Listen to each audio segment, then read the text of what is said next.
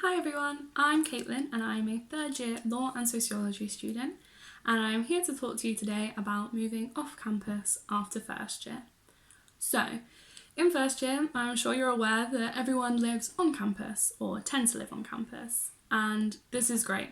In halls, you can roll out of bed and be at your 9 a.m. in no time, you're right at the centre of campus, and you don't have to factor in bills when you're worrying about paying rent. So all of that is great, but after first year, everyone tends to move off and live elsewhere. So I live in Leamington, but other people live in Coventry, Earlston, Canley, Kenilworth, anywhere kind of nearby the uni. And each of them has their own benefits and negatives that I'll touch on later in this video. So I'm here to talk about the process to moving into your house. So from picking housemates and finding a house to moving in, and then once you're moved in, all of that.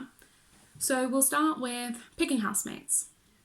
So you tend to pick your housemates in first year, and it's usually around December, January time, which seems very early and seems quite scary, like you've only just met these people and now you have to think about living with them again, but everyone's in the same boat, it's really not that bad. I would advise to not be too hasty, so don't move in within a week and decide you're going to live with people, because people change a lot in first year, and people you're friends with at the very beginning, you might not be friends with by the end, or you might make new friends. So I wouldn't advise going in headstrong and deciding these are who you're living with right from the offset. But also, don't wait too long, because if you're waiting until March time, all of the good houses will be gone. So find a happy medium. But also, don't stress about it too much, because it's just a house, you're just living with certain people, like, it's not that different from halls, and all of those people were strangers originally, so it's not that scary.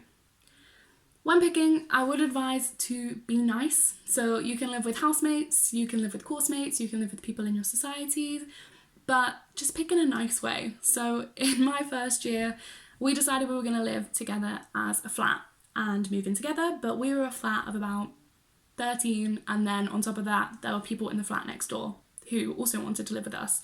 So we had to cut it down, and we decided to do some mathsy way of deciding who was going to live with who, which ultimately ended in some people feeling left out or not feeling included because their names weren't on different lists.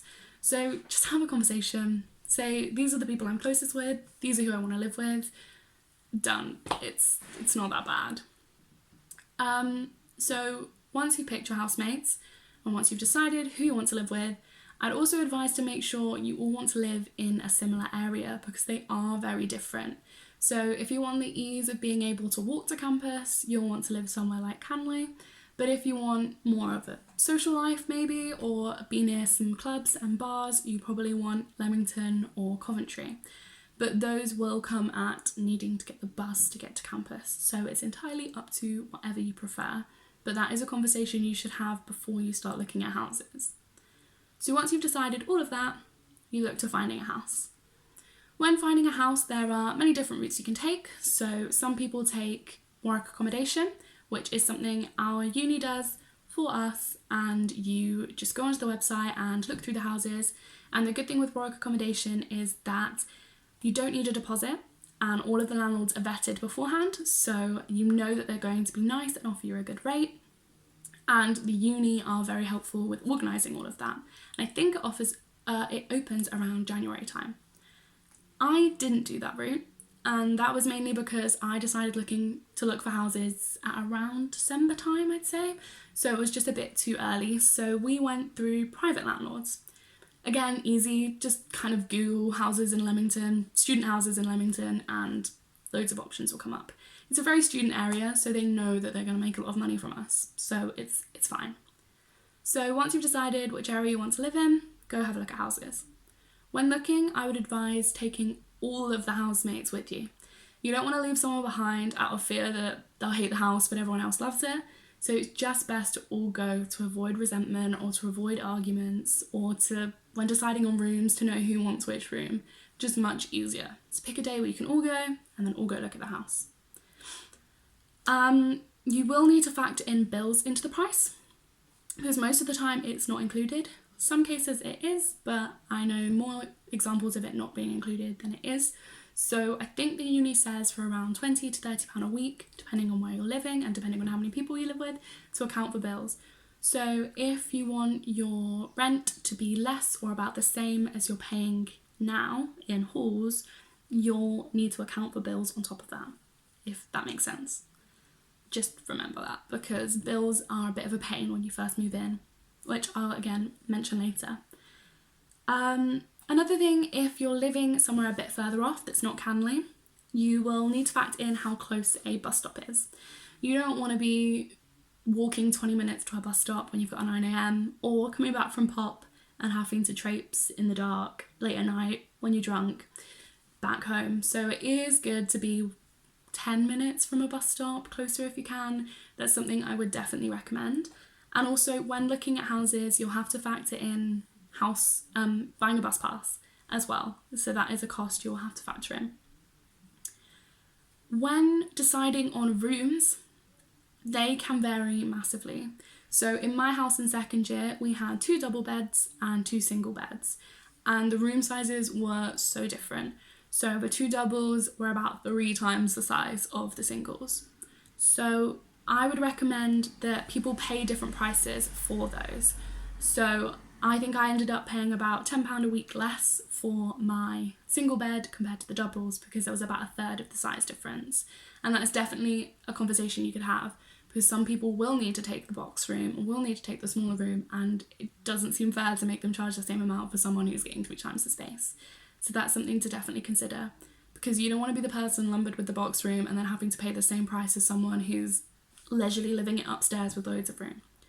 But don't argue about it. Just try and sort it out amicably amongst yourselves.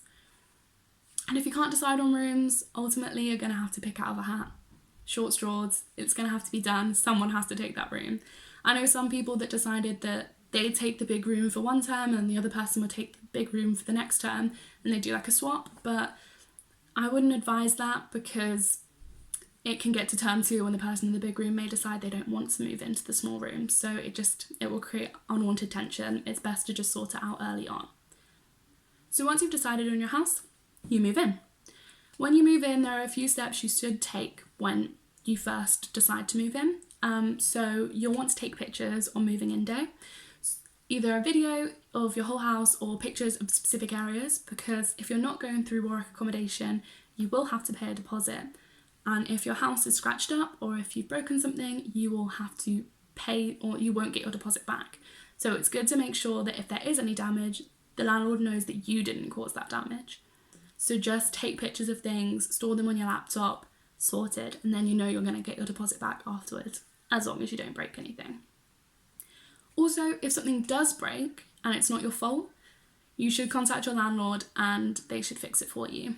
It shouldn't be your responsibility to fix something. It shouldn't be your responsibility to pay someone to fix something. It is all on your landlord, and you should know that and you should use it.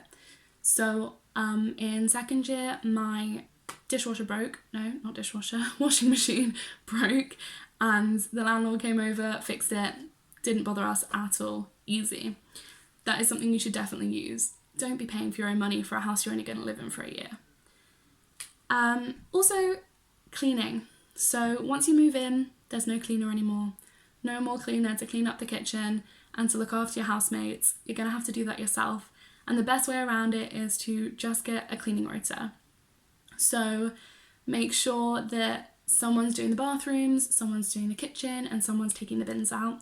And for the bins, I recommend putting a reminder on your phone, because I always forget. It's just so much easier, then you don't have to worry about it. Also, when it comes to bills and deciding who's going to pay what bill, it's best to split it up and make sure that not one person is paying for all of your bills, because it just creates a lot of stress for them, and it's easier if one person's paying for each. So someone's doing water, someone's doing gas and electric, and someone's doing Wi-Fi, for example, and then you just pay them retrospectively. It just saves a lot of drama and a lot of stress on one person. And also, rent as a direct debit, so you're not the last person to pay the rent. You don't want to be that person who the landlord has to chase up because you haven't paid your rent yet. Just easier. Set it up, then you don't have to worry about it. Similarly, the last thing I was going to mention is transport. So people say that Warwick is a bit of a bubble, and that there isn't many places you can go to outside, which is such a lie. From Leamington and Coventry, you can get to Birmingham, you can get to London. Birmingham half an hour, London an hour. Like, it's really not far. And also there are so many cross-country trains. So I go to Sheffield to visit my brother. 2 hours, 2.5 hours, easy. And it's one direct train. So there are so many options, and you don't have to just stay in Leamington. Birmingham is great for a night out. It's great for shopping. London's great for the theatre, anything like that. Like, there are so many options, and you should use them, especially in second year and third year when you've moved off and there is more choice. But other than that, I don't really have much else to say. So I hope you enjoy living on campus in first year, and I hope you enjoy even more moving off. There's so much more independence. It's great, and you will love it. It just feels like you're an adult. It's great. Enjoy. Goodbye.